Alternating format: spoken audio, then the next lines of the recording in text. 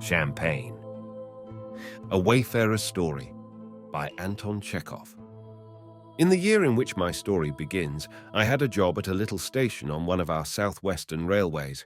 Whether I had a gay or a dull life at the station, you can judge from the fact that for 15 miles round there was not one human habitation, not one woman, not one decent tavern. And in those days I was young, strong, hot-headed, giddy, and foolish. The only distraction I could possibly find was in the windows of the passenger trains and in the vile vodka which the Jews drugged with thorn apple. Sometimes there would be a glimpse of a woman's head at a carriage window, and one would stand like a statue without breathing and stare at it until the train turned into an almost invisible speck, or one would drink all one could of the loathsome vodka till one was stupefied and did not feel the passing of the long hours and days. Upon me, a native of the north, the steppe produced the effect of a deserted Tatar cemetery.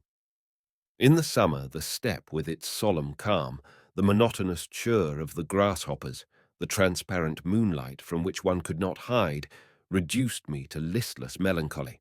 And in the winter, the irreproachable whiteness of the steppe, its cold distance, long nights, and howling wolves oppressed me like a heavy nightmare. There were several people living at the station, my wife and I, a deaf and scrofulous telegraph clerk, and 3 watchmen. My assistant, a young man who was in consumption, used to go for treatment to the town, where he stayed for months at a time, leaving his duties to me together with the right of pocketing his salary. I had no children, no cake would have tempted visitors to come and see me, and I could only visit other officials on the line, and that no oftener than once a month. I remember my wife and I saw the New Year in. We sat at table, chewed lazily, and heard the deaf telegraph clerk monotonously tapping on his apparatus in the next room. I had already drunk 5 glasses of drugged vodka, and propping my heavy head on my fist, thought of my overpowering boredom from which there was no escape, while my wife sat beside me and did not take her eyes off me. She looked at me as no one can look but a woman who has nothing in this world but a handsome husband. She loved me madly, slavishly, and not merely my good looks or my soul, but my sins, my ill humour and boredom, and even my cruelty when, in drunken fury, not knowing how to vent my ill humour, I tormented her with reproaches. In spite of the boredom which was consuming me, we were preparing to see the New Year in with exceptional festiveness, and were awaiting midnight with some impatience. The fact is, we had in reserve 2 bottles of champagne, the real thing, with the label of Veuve Clicquot. This treasure I had won the previous autumn in a bet with the station master of D when I was drinking with him at a christening. It sometimes happens during a lesson in mathematics, when the very air is still with boredom, a butterfly flutters into the classroom.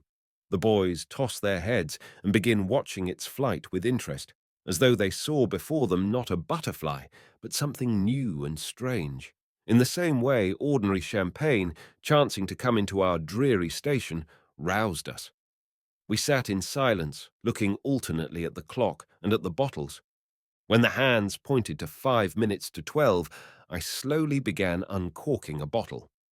I don't know whether I was affected by the vodka or whether the bottle was wet, but all I remember is that when the cork flew up to the ceiling with a bang, my bottle slipped out of my hands and fell on the floor. Not more than a glass of the wine was spilt as I managed to catch the bottle and put my thumb over the foaming neck.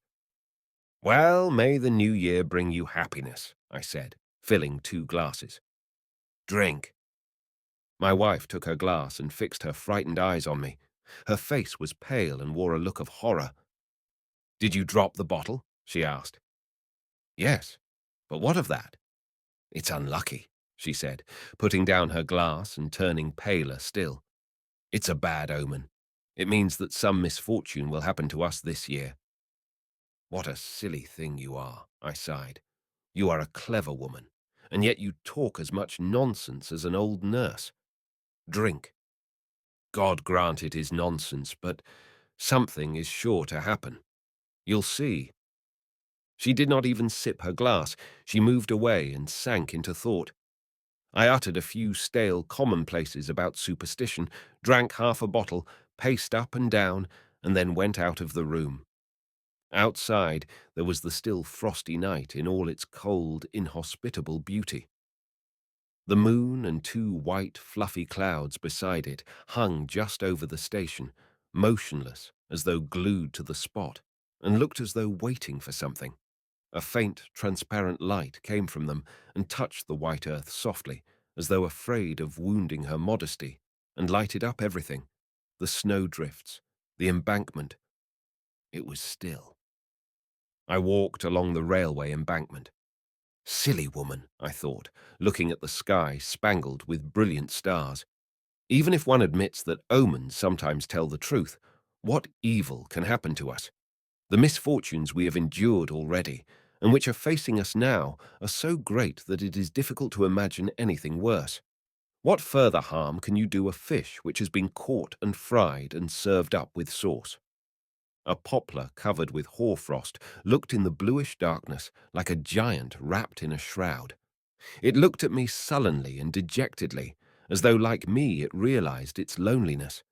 I stood a long while looking at it. My youth is thrown away for nothing, like a useless cigarette end, I went on musing. My parents died when I was a little child. I was expelled from the high school. I was born of a noble family, but I have received neither education nor breeding, and I have no more knowledge than the humblest mechanic. I have no refuge, no relations, no friends, no work I like. I am not fitted for anything, and in the prime of my powers I am good for nothing but to be stuffed into this little station. I have known nothing but trouble and failure all my life. What can happen worse? Red lights came into sight in the distance. A train was moving towards me. The slumbering steppe listened to the sound of it. My thoughts were so bitter that it seemed to me that I was thinking aloud, and that the moan of the telegraph wire and the rumble of the train were expressing my thoughts. What can happen worse? The loss of my wife, I wondered. Even that is not terrible. It's no good hiding it from my conscience. I don't love my wife. I married her when I was only a wretched boy. Now I am young and vigorous, and she has gone off and grown older and sillier, stuffed from her head to her heels with conventional ideas. What charm is there in her maudlin love, in her hollow chest, in her lustreless eyes? I put up with her, but I don't love her. What can happen? My youth is being wasted, as the saying is, for a pinch of snuff. Women flit before my eyes only in the carriage windows like falling stars. Love I never had, and have not. My manhood, my courage, my power of feeling are going to ruin. Everything is being thrown away like dirt, and all my wealth here in the steppe is not worth a farthing. The train rushed past me with a roar and indifferently cast the glow of its red lights upon me. I saw it stop by the green lights of the station, stop for a minute, and rumble off again. After walking a mile and a half, I went back. Melancholy thoughts haunted me still. Painful as it was to me, yet I remember I tried, as it were, to make my thoughts still gloomier and more melancholy. You know, people who are vain and not very clever have moments when the consciousness that they are miserable affords them positive satisfaction, and they even coquet with their misery for their own entertainment. There was a great deal of truth in what I thought, but there was also a great deal that was absurd and conceited, and there was something boyishly defiant in my question. What could happen worse? And what is there to happen? I asked myself. I think I have endured everything. I've been ill, I've lost money, I get reprimanded by my superiors every day, and I go hungry, and a mad wolf has run into the station yard. What more is there? I have been insulted, humiliated, and I have insulted others in my time. I have not been a criminal, it is true, but I don't think I am capable of crime. I am not afraid of being hauled up for it. The two little clouds had moved away from the moon and stood at a little distance, looking as though they were whispering about something which the moon must not know. A light breeze was racing across the steppe, bringing the faint rumble of the retreating train. My wife met me at the doorway. Her eyes were laughing gaily, and her whole face was beaming with good humor. There is news for you, she whispered. Make haste, go to your room and put on your new coat. We have a visitor. What visitor? Aunt Natalia Petrovna has just come by the train. What Natalia Petrovna? The wife of my uncle Semyon Fyodorovich. You don't know her. She is a very nice, good woman. Probably I frowned, for my wife looked grave and whispered rapidly. Of course it is queer her having come, but don't be cross, Nikolay, and don't be hard on her. She is unhappy, you know. Uncle Semyon Fyodorovich really is ill-natured and tyrannical. It is difficult to live with him. She says she will only stay 3 days with us, only till she gets a letter from her brother. My wife whispered a great deal more nonsense to me about her despotic uncle, about the weakness of mankind in general and of young wives in particular, about its being our duty to give shelter to all, even great sinners and so on. Unable to make head or tail of it, I put on my new coat and went to make acquaintance with my aunt. A little woman with large black eyes was sitting at the table. My table, the grey walls, my roughly made sofa, everything to the tiniest grain of dust seemed to have grown younger and more cheerful in the presence of this new, young, beautiful, and dissolute creature who had a most subtle perfume about her. And that our visitor was a lady of easy virtue I could see from her smile, from her scent, from the peculiar way in which she glanced and made play with her eyelashes, from the tone in which she talked with my wife, a respectable woman.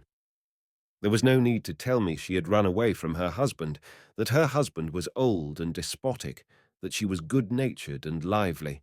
I took it all in at the first glance. Indeed, it is doubtful whether there is a man in all Europe who cannot spot at the first glance a woman of a certain temperament. I did not know I had such a big nephew, said my aunt, holding out her hand to me and smiling. And I did not know I had such a pretty aunt, I answered. Supper began over again. The cork flew with a bang out of the second bottle, and my aunt swallowed half a glassful at a gulp, and when my wife went out of the room for a moment, my aunt did not scruple to drain a full glass. I was drunk both with the wine and with the presence of a woman. Do you remember the song? Eyes black as pitch, eyes full of passion, eyes burning bright and beautiful. How I love you, how I fear you. I don't remember what happened next. Anyone who wants to know how love begins may read novels and long stories. I will put it shortly and in the words of the same silly song. It was an evil hour when first I met you. Everything went head over heels to the devil. I remember a fearful, frantic whirlwind which sent me flying round like a feather. It lasted a long while and swept from the face of the earth my wife and my aunt herself and my strength. From the little station in the steppe, it has flung me, as you see, into this dark street. Now tell me what further evil can happen to me.